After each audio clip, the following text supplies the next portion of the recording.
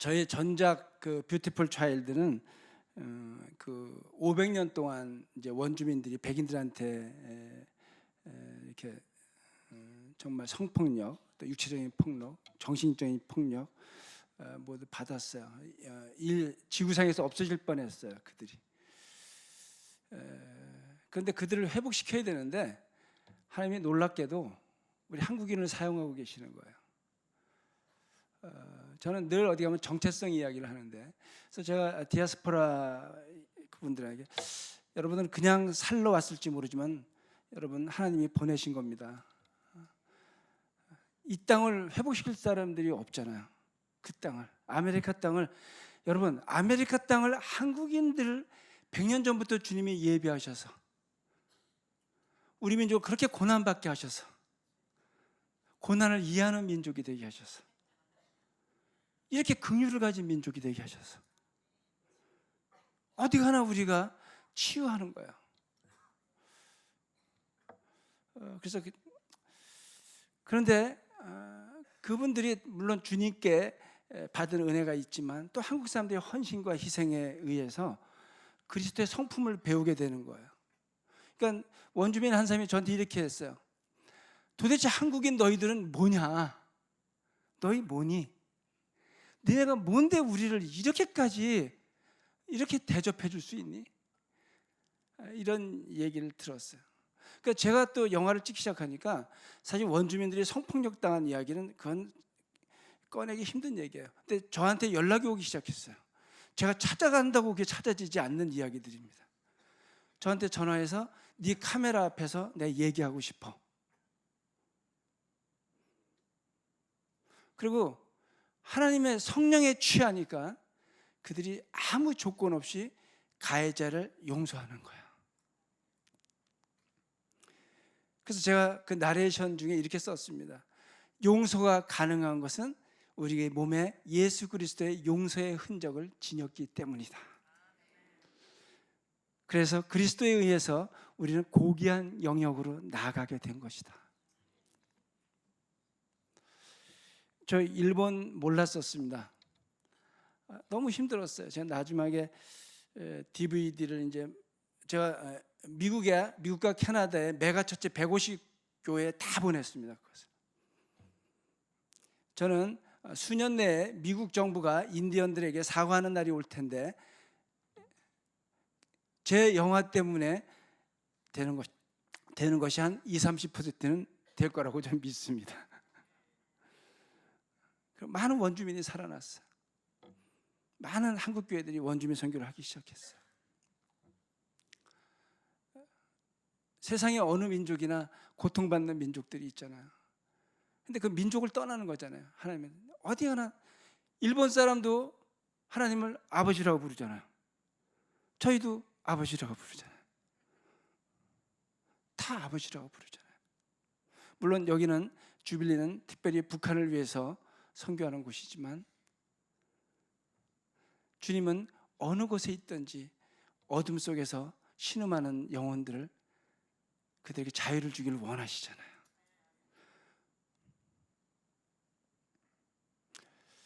저는 이제 그래서 이제 그 일을 다 끝나고 쉬려고 했는데 코스타 강사 모임에서 갑자기 일본 분들하고 3일을 계속 식사하게 되는 바람에 그분들이 저를 일본에 오세요. 그래서 가게 됐어요. 그래서 제가 그때 8월 달인데 제가 12월 달쯤에는 가겠습니다. 왜냐하면 제가 제 아내랑 5년 동안 생일을 한 번도 못 지냈어요. 맨날 집회 다니고 그러느라고. 그랬더니 12월 달에는 가겠습니다. 그랬더니 그러세요? 그러더니 바로 또 이메일이 왔어요. 12월 달에 너무 멀고 9월 달에 오실래요? 그래서 언젠데요? 그랬더니 9월 17일 날 오래요. 제 생일이 9월 18일입니다. 그래서 여보 미안해. 그리고 가서 일본 사람들을 만나서 이렇게 얘기했어요. 여러분들은 제가 여러분들을 만나고 스쳐가는 수많은 강사들 중에 하나겠지만 저는 제가 믿음 안에서 만난 최초의 일본인 성도들입니다. 여러분은 하나님께서 제 59년의 인생에 가장 큰 생일 선물로 주신 분들입니다. 박수 치고 싶죠. 그랬더니 그분들이 이렇게 좋아하시더라고요. 그렇게 일본인과의 사랑이 시작되었습니다. 자꾸 가게 되는 거예요. 자꾸 불렀어요. 후쿠시마 원전 있었던 거기서 또 가게 됐어요. 뭐 시간이 짧으니까 생략하겠습니다. 울었어요. 또 오사카에 가게 되고, 고베에 가고, 교토에 가고, 요코하마에 가고, 계속 일본. 그래서 처음에는 그냥 일본이 용서가 필요한 나라지 이렇게 생각했습니다. 마지막에 갈 때는 제가 너무 가기 싫었어요. 하나님께 한 달 동안 기도했어요. 하나님, 이상하게 엮일 것 같아요. 한번 엮이면 헤어날 수가 없잖아요. 저 안 가게 해주세요. 그랬는데 가게 됐어요. 그래서 제가 그 당시에 페이스북에 이렇게 남겼어요. 일본과 사랑에 빠질까봐, 헤어나지 못할까봐. 그러다 덜컥 걸렸습니다.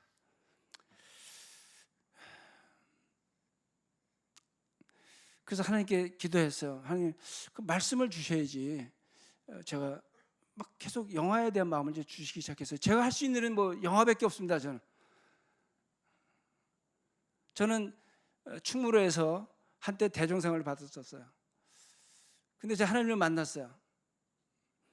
그러고 나서 다시 저는 영화를 그만두고 선교사로 살았습니다.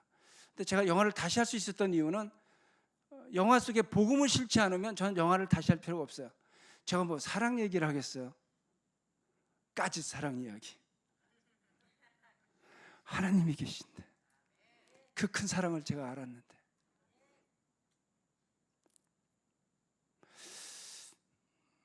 그래서 그때 주신 말씀이 오늘 본문 말씀입니다. 근데 이 말씀은요, 이미 창세기 45장에 이미 17년 전에 다 용서한 이야기예요. 근데 17년 경과하고 이렇게 야곱이 죽고 나니까 아들들이 혹시 요셉이 아버지 때문에 용서했나? 모르겠습니다. 그거는 뭐. 그래서 다시 용서해달라고 하는 얘기예요. 근데 이번에는 요셉이 얘기가 조금 달라요. 그때랑. 맨 마지막 절에 이게 있어요. 내가 당신의 자녀들과 당신들 다 기르겠습니다. 그들을 간곡한 말로 위로하였더라. 이렇게 돼 있어요. 우리가 용서하기 되게 쉬워요. 말로 하기 쉽잖아요. 근데요, 용서했는데요, 말로도요, 위로까지 하기 힘듭니다.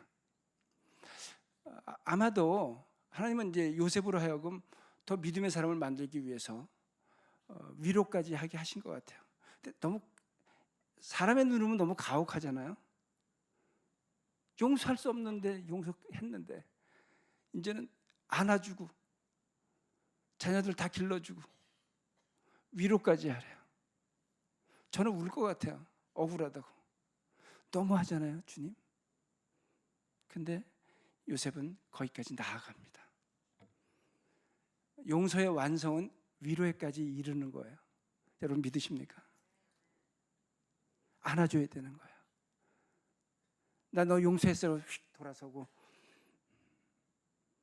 그 다음에 만나면 또 반복하고 이게 아니라 마음 깊은 곳에서부터 그들을 안아줄 수 있어야 돼요. 주님만이 가능하잖아요. 그거 하라는 거잖아요. 그래서 마음까지는 안 내려왔지만 그래도 순종하겠습니다 라고 주님께 나아갔어요. 근데 그래서 이제 막 영화 준비를 했어요. 그래서 이제 목사님들 만나서 얘기를 하는 도중에 두 부류를 만났습니다. 저명한 한 목사님이 저에게 이렇게 얘기했어요. 피해자들이 아직도 생존해 있는데 누가 이성수 감독에게 용서의 대리권을 줬다고 용서를 이야기하느냐? 그들이 사과하지도 않았는데 신학적인 검증이 필요한 거 아니냐? 이렇게 말씀하셨어요. 벽에 부딪혔죠, 저는. 또 일본을 대변하는 목사님을 만났더니 주님 앞에 다 죄인인데 누가 누구를 용서하느냐? 한국이 뭘 더 잘한 게 있다고 일본을 용서한다고 그러느냐? 이렇게 얘기했어요. 양쪽은 서로 전혀 다른 견해를 가진 두 분인데 저를 공격하는 데는 한마음이 돼서 공격하기 시작했어요. 저는 샌드위치가 됐어요. 이 창세기 말씀 갖고는 방어가 안 되는 거예요. 이것만 갖고는 아무리 그분들에게 위로까지 해야 됩니다. 얘기해도 받으려고 하지 않으니까. 그러면 모두를 만족시켜야 되니까 또 말씀을 뒤졌습니다. 정말 열병을 앓는 사람처럼 끙끙 앓았어요. 저는. 그러다 발견한 말씀이 누가복음 23장 34절 말씀입니다. 주님이 십자가에 달리면서 저들이 하는 짓을 모른다는 거예요. 그러니까 용서해야 된다는 거예요. 저들의 죄를 사하여 주십시오 이렇게 얘기하잖아요. 근데 거기 뭐라고 되어 있냐면 저들이 모른다는 거예요. 근데 사해 달라는 거예요. 여러분 아는 자예요. 우리는 아는. 그럼 용서는 가해자와 피해자 사이에 벌어지는 일뿐만 아니라 아는 자와 모르는 자 사이에 이루어지는 게 용서구나 라고 제가 깨닫게 되었어요. 여러분 아는 게 뭐예요? 아는 자가 참 아버지와 그를 보내신 자 예수 그리스도를 아는 것, 이게 알면 아니겠어요? 이게 영생을 얻은 자들이 할 수 있는 거잖아요. 그러면 바꿔서 말하면 영생을 가진 자들이 사망으로 이르는 자들에게 과의 관계 속에서 이루어지는 게 용서일 수 있겠구나 라고 생각했어요. 그때 저에게 모든 게 풀리기 시작했어요. 그게 저에게 빛이었어요. 제 자유해지기 시작했습니다. 그리고 일본을 위해서 기도하는데 갑자기 하나님이, 저 17년 전에 탈북자 사역을 한 3년 동안 했었습니다. 탈북자 15명 구하러 제가 만주리까지 들어가서 한 달 동안 있었습니다. 거기서 저 죽을 것 같은 상황 속에서 있었던 적이 있었어요.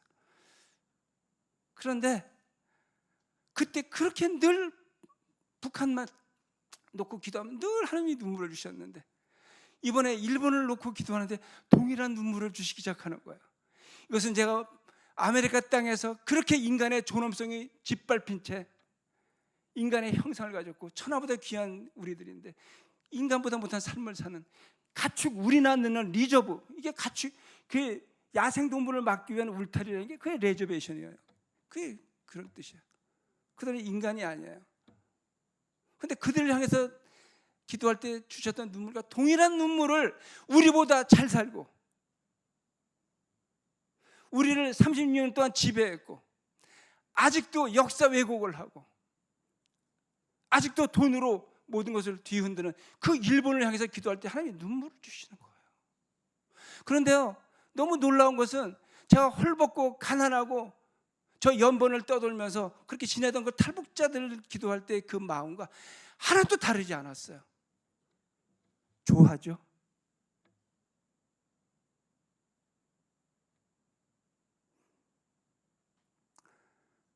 저는 이론적으로는 늘 얘기했어요. 선교가 잘 사는 나라가 못 사는 나라 선교하는 거예요? 아니잖아요. 왜냐하면 유럽에 선교사들 나가 있고요. 저는 대도시의 선교사들을 많이 알아요. 저 자신도 캐나다 밴쿠버라는 세상에서 제일 살기 좋은 도시에서 선교사로 있었습니다. 근데 주님이 그때 제가 100만 불짜리, 100만 불짜리 집들을 지나면서 매일 기도했어요. 근데 주님이 똑같이 이렇게 얘기하셨어요. 너는 무엇을 위해서 선교해야 되냐면 그 나라에 들어갈 수 없는 영혼들을 위해서 선교하는 거야. 북한이 헐벗고 배고파서, 그러나 그들 중에 복음을 알고 하늘나라로 가는 자들 있고, 이렇게 100만 불짜리 200만 불짜리 집에서 살다가 그 나라를 못 가는 영혼들이 있잖니. 주님께는 동일하잖아요. 여러분, 이 땅의 삶에 우리가 연연하지 않으면 안 되는 거 아십니까? 한 분만 아시네요. 또 많은 분들이 알죠. 그러나 우리가 암과 행동이 틀리잖아요. 어쨌든 그래서 주님이 저에게 아이디어를 주셨어요. 그런데요, 주님, 일본 선교 영화 만들면 이건 무슨 재미가 있겠습니까? 원주민 선교처럼 막 그 먼 곳에 가서 막 액티브한 선교하는 것도 아니고, 일본 선교는 조용하잖아요. 일본의 제일 큰 죄가 뭔지 아세요? 남한테 패기치는 거잖아요. 그들이 죄 고백하면 그들이 죄 있는 거 인정을 다 안 하지만 그러나 내가 누구한테 패는 끼쳤습니다. 이게 고백하는 게 그거잖아요. 복음이 전파되지 않잖아요. 저는 짧은 시간이지만 두 가지를 하나님 발견하게 하셨어요. 일본 설교의 가장 큰 문제점, 하나는 역사입니다. 왜냐하면 성경이 가장 바른 역사잖아요. 그러니까 우상을 섬기면 섬길수록 역사를 왜곡하게 돼 있잖아요. 저는 역사를 제대로 이야기할 겁니다, 이 영화를 통해서. 또 하나는 만몬이에요. 우상을 섬기는 사람들이 갈 수 있는 최고의 경지가 어디겠습니까? 돈 아닙니까? 그 두 개 꽉 묶여있는 일본을 봤어요. 저는 여러 개는 모르겠습니다. 저는 이것을 주님이 부수라고 하셨어요. 그래서 영화를 안 만들 수가 없게 된 거예요. 그런데 봤더니 일본이 일찍 경제적으로 부흥했어요. 메이지 유신 때. 그리고 그들이 한 일이 뭐냐면 철도를 놓기 시작했어요. 근데 그들은 대륙을 침략할, 반도를 침략하고 정벌하고 대륙까지 나갈 꿈이 있었어요. 그래서 본토 홋카이도도 또 오키나와도 다시 통일을 만들고 나서 대만도 먹고 막 하는 사이에 제일 먼저 한 일이 뭐냐면 도쿄에서 오사카까지 도카이도선 철도를 놓습니다. 그리고 또 오사카에서 시모노세키까지 산호선을 놓아요. 그리고 이제 백길이 부산까지 열리잖아요. 그리고 그들이 인천으로 와가지고 일본이 맨 처음에 놓은 철도가 경인선입니다, 우리나라에. 그리고 용산에서부터 부산까지 경부선을 놔요. 그러니까 모든 철도가 다 누여집니다. 이게 나중에 어디까지 가냐면 평양으로 넘어가서 신의주, 봉천, 하얼빈까지 갑니다. 이 철도를 쭉 도쿄에서부터 시작하는 거예요. 이게 문명의 길이지만 이게 죽음의 길이요, 침략과 정벌의 길이 됐습니다. 수많은 군대를 실어 날랐어요, 그 길을 통해서. 그것이 죽음이요 저주의 땅으로 변했습니다. 주님이 그것을 다시 회복시키라고 저에게 말씀하셨어요. 다시 생명으로 바꾸라는 거예요. 그래서 제가 생각했어요. 무엇을 할까? 그러다 주님이 자전거라는 아이디어를 주신 거예요. 이게 사람이 애쓰지 않으면, 옛날에 대천덕 씨이 말씀하셨어요. 노동이 기도예요, 기도가 노동이라고. 노동해야지만 갈 수 있는 거예요.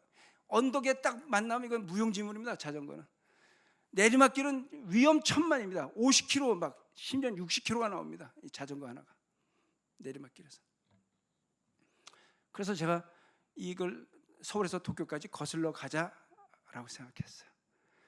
불과 그 생각을 가진 게 4개월 전입니다. 오래되지도 않았어요. 그 재정도 한 1억 5천 정도가 필요했어요. 제가 이걸 4개월 만에 다 만들어냈습니다. 다 헌금입니다. 교회들을 찾아다녔어요. 교회가 같이 해야 됩니다. 막 찾아다녔습니다. 500만 원, 1000만 원씩 헌금이 들어오기 시작했어요.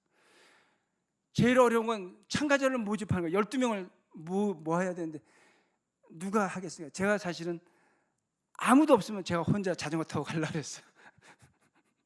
고프로 가지고 찍으면서 앞뒤로 찍고 옆으로 찍으면서 가면 그 영화 만들면 되지 않나. 하나님이 10살짜리도 왔고 70세 노교수도 왔고 12명을 전국에서 불러 모아주셨어요. 그리고 무엇보다 34일 동안 2,000km를 34일 동안 가야 되니까 27교회가 우리를 섬겨줘야 돼요. 그래서 한국에 8교회가 쭉 대구 동신교회, 부산 수영로교회 막 다 연결시켰습니다. 일본이 문제였어요. 일본에 19교회가 필요해요. 일본 분들은 1년 전에 예약하고 3달 전에 예약해야 됩니다. 제가 오전에 전화해서 오후 1시에 만나가지고 10분 만에 오케이를 받아냈어요.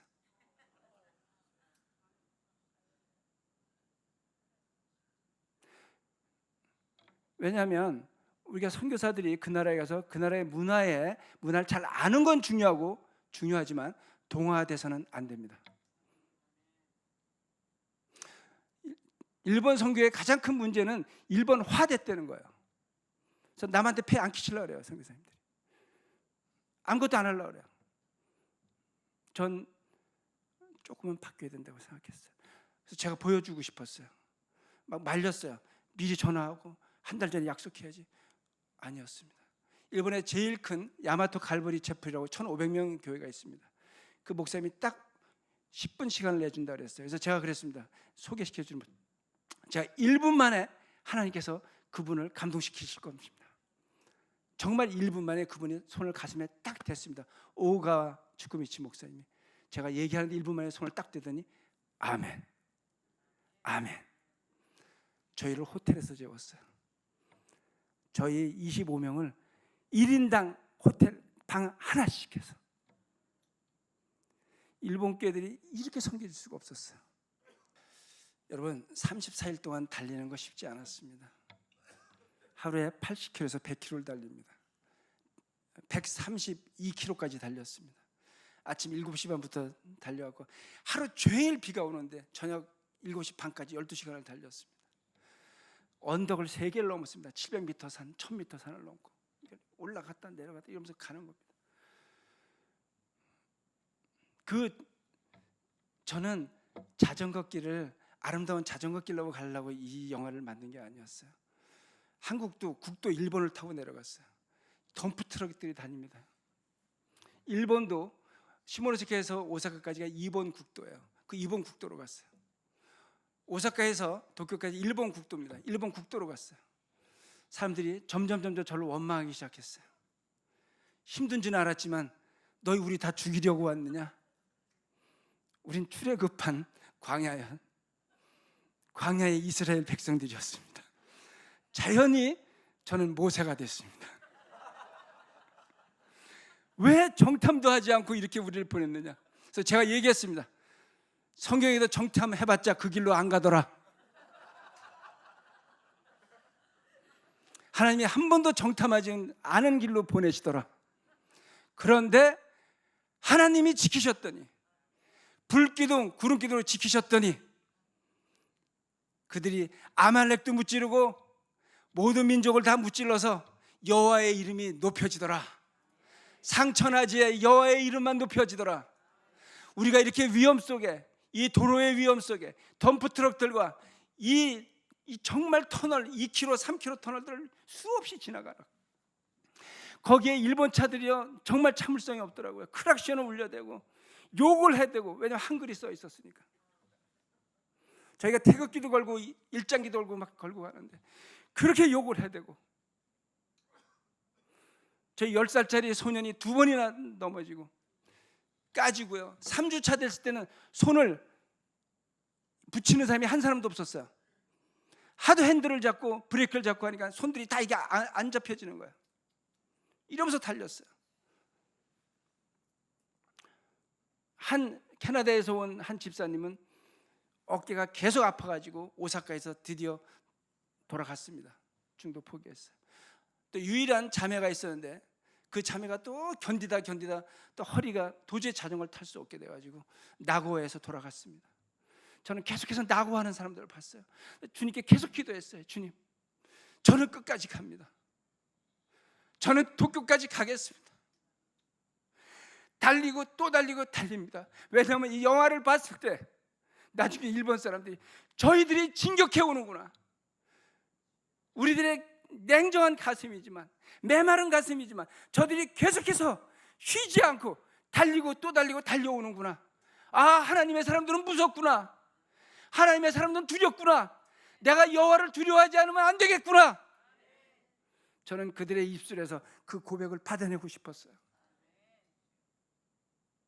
그리고 지옥의 코스라는 학권의 언덕, 후지산 넘어서 학권의 언덕이 있습니다. 그걸 건너갔습니다. 다 건넜습니다. 그때는 제가 마지막에 늘 얘기했습니다. 학군에 가서는 절대로 내가 여러분들을 차에 태우지 않겠습니다.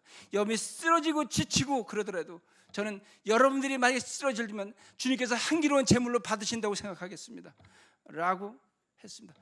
70세 노교수까지 다 넘어갔습니다. 다 건넜습니다. 너무 기뻤어요. 그리고 다 내려왔어요. 그럼 마지막에 이제 평지가 나타났다고 생각했을 때 우리 70세 교수님이 갑자기 난간에 부딪혔어요. 쓰러졌어요. 하나님께 제가 기도했어요. 하나님, 생명만, 만약에 교통사고는 절대로 일어나면 안 된다고 주님께 너무 기도 많이 했어요. 제가 이렇게 위험한 곳에 데려왔는데 이 사람들 만약에 다른 트럭이 와서 치고 만약에 그런다면 저는 무슨 할 말이 있겠습니까? 하나님. 근데 그걸 다 막아주셨는데 마지막에 집중력이 흐트러져서 부딪히신 거예요. 갈비뼈 5개가 나가고 고관절이 부러졌어요. 근데 탁 쓰러졌는데 눈을 뜨고 계시더라고요. 교수님 괜찮으세요? 했더니 괜찮아요 이렇게 말씀하시더라고요. 그런데 하나님이 얼마나 놀라운 은혜냐면요, 그 시간에 일본 119 구급대원이 지나가고 있었어요. 그냥 평상복 그날 쉬는 날이었어요. 지나가다가 무슨 일이 하고 달려왔어요. 그 전화했어요. 정확히 8분 만에 119가 왔어요. 나중에 병원 그 119 얘기는 자기네들이 환자를 다 내려놓고 막 병원을 나서는데 전화가 와서 바로 달려왔다, 이렇게 해서 왔어요. 그런데 더 놀라운 일이 있습니다. 일본 의사가 급하게 폐혈증이라고 그러죠. 이제 갈비가 찔려가지고 피가 나니까 바로 구멍을 뚫어가지고 피를 뽑기 시작했어요. 그리고 3일 만에 제가 이제 다시 내려오다 갔는데 고관절이 부러졌는데 힘이 하나도 안 만든 곳이 부러진 거예요. 이 고관절이 생명을 당깁니다. 수명을 단축시키는데, 그래서 3일 만에 이 교수님이 그냥 서신 거예요. 힘이 안 받는 곳이 부러졌어요. 그리고 수술을 안 받아도 되는 거예요.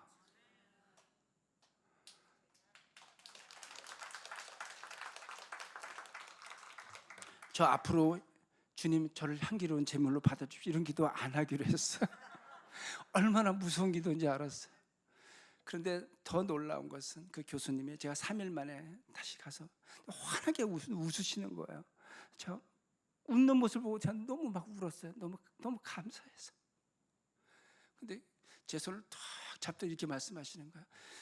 이 감독님, 제가 이 병상에 3일 누워있는 동안 큰 깨달음을 하나님이 주셨어요.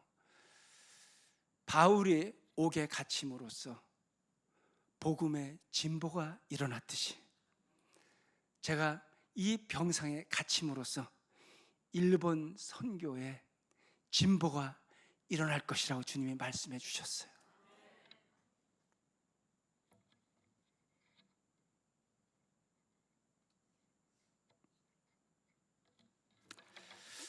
말씀을 이제 맺겠습니다.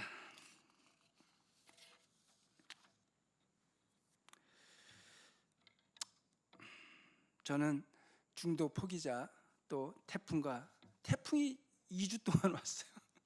일본에요, 10월 달에 9일 동안, 저희 9일 동안 비를 맞고 갔어요. 일본의 신문에 크게 났어요. 20년 만에 처음이래요. 제가 후지산을 3번 갔는데 한 번도 후지가 얼굴을 드러내지 않아요. 저희 그 비 오는 데서 1시간 동안 예배를 했어요. 저의 목적은 한 가지였어요. 후지산에 드려진 수많은 우상을 척결하고 그것을 기도로 받고 하나님의 이름이 일본 천지에 편만하게 전파될 수 있도록 하는 게 제 꿈이었습니다. 근데 외형적으로는 힘이 들었지만 참 희한한 것은 갈수록 제 안에 샘솟는 소망이 있었어요. 우리가 매일 달려가듯이 물방울이 떨어져서 한 방울 한 방울 떨어져서 바위를 패이게 하듯이 우리가 한국 교회와 일본 교회가 희망 아닙니까? 세상은 안 된다고 그러고 외교와 정치가 안 된다고 하고 북한이 있어가지고 북한 핵무기 때문에 아베가 절대적으로 당선이 되잖아요. 이렇게 세상은 이렇게 흘러가지만, 그러나 한국 교회가 십자가와 함께하면 십자가로 하나가 될 수 있지 않겠습니까? 여러분, 우리가 세상을 변화되게 만들 수 있습니다. 우리는 단순히 하늘나라만을 바라보고 그 나라에 가서만 영향력을 미치는 사람들이 아닌 것입니다. 우리는 이 땅에 있어서도 우리 그리스도인들이 얼마나 영향력이 있는가를 우리는 세상 가운데 보여줘야 되지 않겠습니까? 여러분, 우리가 왜 기도합니까? 여러분, 우리의 기도를 사용해서 하나님이 통일한국을 만드실 거 아니겠습니까? 피 흘림 없는 복음 통일을 만드실 거 아니겠습니까? 여러분, 믿지 않습니까? 저도 믿습니다. 저는 일본과 우리가 하나가 될 것이라고 저는 믿고 있고요. 남북 통일이 되고 한반도의 평화가 오고, 저는 동북아의 평화가 우리 기도하는 사람들에 의해서, 깨어있는 사람들에 의해서 이루어질 것은 확신을 더욱더 갖게 되었다는 것입니다. 이것이 저 안의 소망입니다.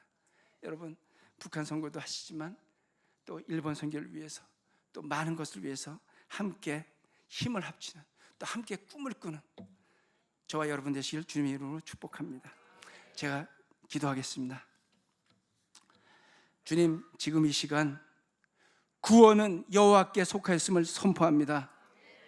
우리에게 구원을 허락하신 하나님께서 용서와 위로까지 우리 모두에게 부어주시기를 기도합니다. 초심으로 돌아가야 할 한국교회를 구원하여 주시고, 어둠에 갇혀 구원을 갈망하는 북한을 구원하여 주시고, 하나님을 모르고 우상에게 숭배하는 일본을 구원해 주시기를 간절히 기도합니다. 용서와 위로의 예수님의 이름으로 간절히 기도합니다. 아멘.